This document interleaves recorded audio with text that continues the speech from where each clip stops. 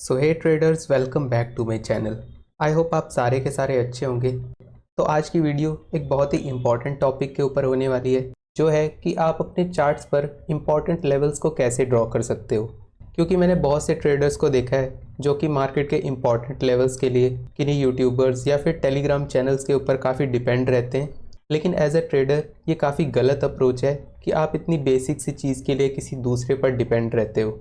क्योंकि levels draw करने में ऐसी कोई रॉकेट साइंस है नहीं। इसके लिए आपको बस बेसिक नॉलेज और थोड़ी बहुत प्रैक्टिस और एक्सपीरियंस चाहिए। अब एक्सपीरियंस और प्रैक्टिस तो आपको खुद ही गेन करना पड़ेगा। इस वीडियो में मैं आपको अपने नॉलेज और एक्सपीरियंस के थ्रू कुछ सिंपल स्टेप्स में समझाऊंगा कि आप अपने चार्ट पर ईजी तरीके से लेवल्स को कैसे ड्रॉ कर सकते हो। तो सबसे पहले चार्ट पर लेवल्स ड्रॉ करने के लिए मैं जिन रूल्स को फॉलो करता हूँ पहले आपको वो बताऊंगा, देन वन बाय वन उन रूल्स को फॉलो करके आपको चार्ट पर लेवल ड्रॉ करके दिखाऊंगा।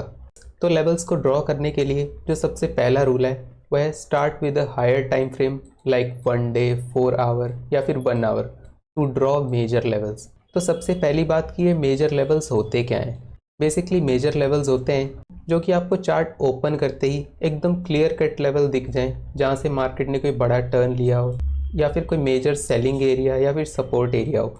जैसे कि मान लो ये मार्केट यहाँ अप ट्रेंड में मूव कर रहा था, देन यहाँ से मार्केट एक शार्प फॉल दिखाता है, देन यहाँ से मार्केट दोबारा रिकवर होता है और इनके बीच में ही मूव करता है।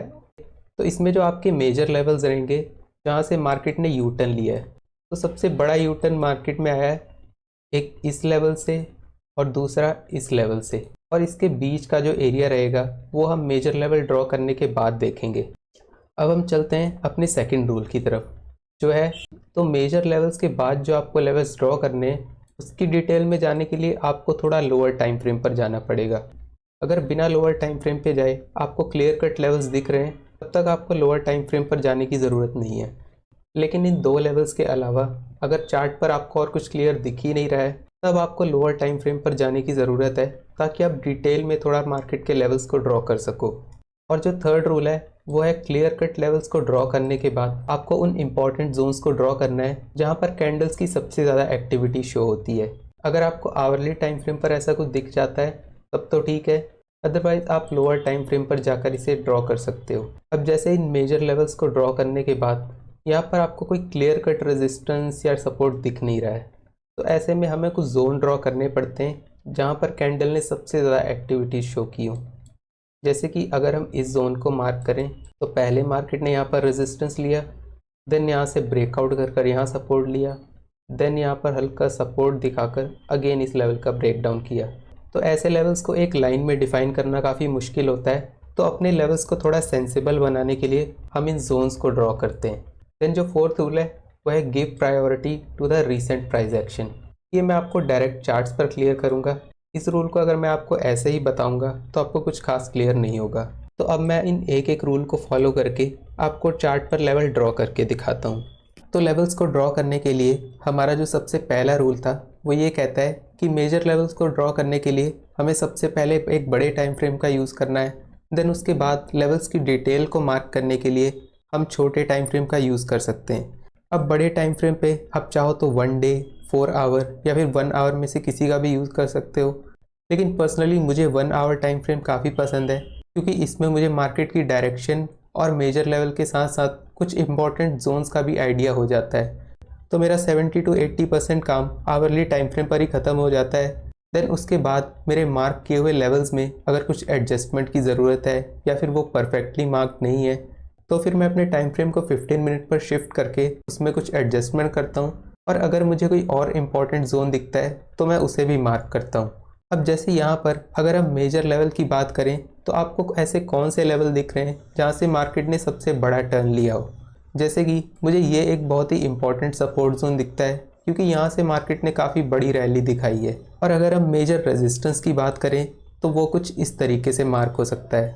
अगर हम इस लेवल को देखें तो मार्केट ने पहले यहाँ पर 2 बार रेजिस्टेंस लिया, और अब इस लेवल का ब्रेकआउट करने के बाद मार्केट ने यहाँ से अच्छा खासा अपमूव दिया, देन उसके बाद यहाँ से सपोर्ट भी लिया है। तो ये भी एक इम्पॉर्टेंट लेवल हो सकता है। अब क्योंकि मार्केट अप ट्रेंड में है तो ज़्यादातर आपको सपोर्ट्स ही दिखने वाले हैं, और मार्केट अभी ऑल टाइम हाई के आसपास है, तो आपको कुछ खास रेजिस्टेंस दिखेंगे नहीं।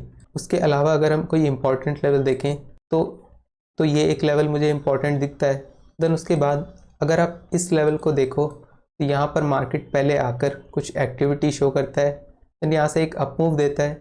जब सेकेंड टाइम मार्केट यहाँ पर आता है तो यहाँ से एक स्ट्रॉन्ग रैली दिखाता है। तो इससे पता चलता है कि ये लेवल भी काफ़ी इंपॉर्टेंट है। आई होप आपको एक बेसिक सी चीज़ पता होगी, जब भी मार्केट अप ट्रेंड में चलता है तो जब भी अपने रेजिस्टेंस को ब्रेक करता है, देन जब सेकेंड टाइम मार्केट उसी एरिया पर आता है तो वो एक सपोर्ट की तरह काम करता है। तो हम इस एरिया को भी एज अ सपोर्ट मार्क कर सकते हैं। तो मेरे ख्याल से जितने भी मेजर लेवल हो सकते थे वो हम आवरली टाइम फ्रेम पर ही मार्क कर चुके हैं। उसके अलावा अगर आप ये एरिया देखो तो यहाँ पर आपको कोई क्लियर कट लेवल दिख नहीं रहा है, या तो आप यहाँ पर कुछ जोन मार्क करने की देख सकते हो, या फिर हम लोअर टाइम फ्रेम पर जाकर यहाँ कोई इंपॉर्टेंट लेवल्स देख सकते हैं। अगर आप इस एरिया को देखो तो पहले मार्केट ने यहाँ पर सपोर्ट लिया, देन यहाँ पर रेजिस्टेंस लिया और ब्रेकआउट कर मार्केट यहाँ पर 2 बार सपोर्ट ले चुका है। तो मेरे ख्याल से ये एक इम्पॉर्टेंट जोन हो सकता है। तो अब हम चलते हैं 15 मिनट टाइम फ्रेम पर, जहाँ हम देखेंगे कि हमने जो भी आवरली टाइम फ्रेम पर लेवल्स मार्क किए हैं क्या उनमें कुछ एडजस्टमेंट की ज़रूरत है, और 15 मिनट पर कोई और इम्पॉर्टेंट जोन हो सकते हैं जिन्हें हम मार्क करेंगे। तो यहाँ पर मैंने एक रेजिस्टेंस मार्क किया था जो कि सपोर्ट की तरह काम कर रहा है। तो मैंने जो आपको ये 4th रूल बताया था, give priority to the recent price action, इसे हम यहाँ पर यूज़ करेंगे। जैसे कि इस लेवल की मार्केट ने कुछ खास रेस्पेक्ट दिखाई नहीं है, अगर इसे हटाकर हम यहाँ पर एक जोन ड्रॉ करें तो ये एक अच्छा सपोर्ट जोन है, क्योंकि कल मार्केट यहाँ पर आकर सपोर्ट लेकर ऊपर गया था। देन मार्केट अगेन जब इस एरिया पर आया तो यहाँ से हमें एक अच्छा सपोर्ट देखने को मिला। उसके अलावा अगर हम इस एरिया में कोई लेवल मार्क करना चाहें तो वो ये हो सकता है। जैसे पहले मार्केट ने यहाँ पर एक स्ट्रॉन्ग सेलिंग दिखाई, देन उसके बाद मार्केट यहाँ से ब्रेकआउट करता है और यहाँ से एक सपोर्ट लेकर काफ़ी बड़ी रैली करता है। तो इस लेवल को भी हम as a important zone mark कर सकते हैं।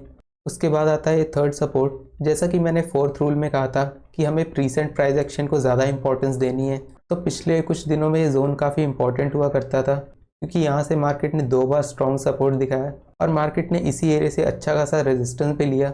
देन यहाँ से ब्रेकआउट देकर मार्केट यहाँ से सपोर्ट लेकर ऊपर भी गया है।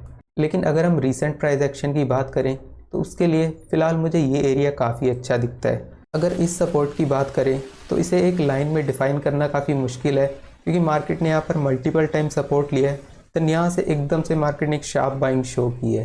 तो एक लाइन की जगह मैं यहाँ पर एक इम्पॉर्टेंट जोन ड्रॉ करना चाहूँगा ताकि ये थोड़ा सा स्टेबल लगे। देन उसके बाद अगर हम इस एरिया को देखें तो यहाँ पर भी हमें एक जोन ड्रॉ करने की ज़रूरत है ताकि ये देखने में थोड़ा परफेक्ट लगे।